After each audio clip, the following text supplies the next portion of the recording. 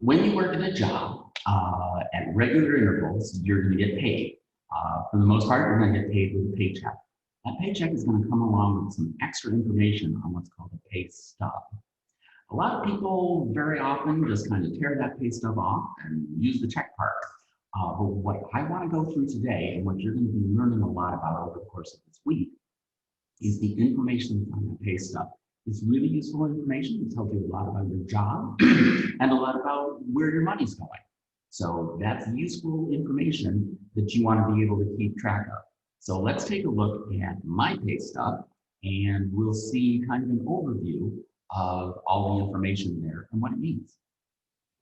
All right, so here's my pay stub, and we'll go into greater detail in the second video, but I want to give you just a quick overview in this video. So here's the name of my employer and their address. This is the earnings statement. ADP is our payroll provider. So that's the company that helps our HR person kind of handle all of this paperwork and money and all of the reporting that needs to go on to the government. A really useful piece of information is right here, where it talks about what this pay period is. So here I'm getting paid between the work I did from September 1st through September 11th. And you can see I'm getting paid on September 18th. So it took them a little bit of time at the end of the pay period to do all this calculation to put my check together. Coming down here, there's a lot of information here. Let's look at this earnings section. So this earnings section talks about my rate. Now, the job I have as a teacher is a salary job.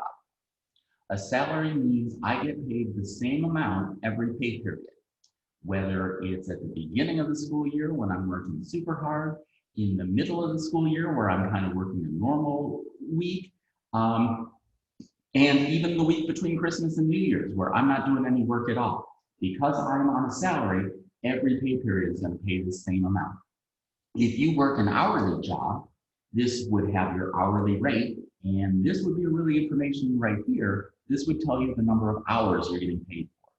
Useful. When I got paid an hourly job, if I worked 30 hours in a week and I saw the number 24 right here, that would be a really strong signal to me that I need to go have a talk with my manager about why I didn't get paid for that extra 6 hours. It gives you a sense of why looking at your pay stub can be a really important idea for you to do. So this is my total earnings for this pay period. You can see over here in this column, and it keeps on going down, this keeps track of the sum of all the earnings I've had between January and this pay period. And so the sum of my earnings is called the gross pay. Down here below, you're going to see a separate thing called the net pay. You're going to see the net pay, which is the amount that's actually on my check, is a lot lower than my gross pay. One way I like to keep track of the difference between gross pay and net pay is gross pay is kind of gross, how much of it goes away.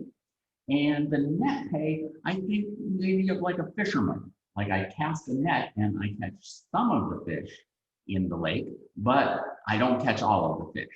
So this is only the amount of my pay that I was able to catch in the net.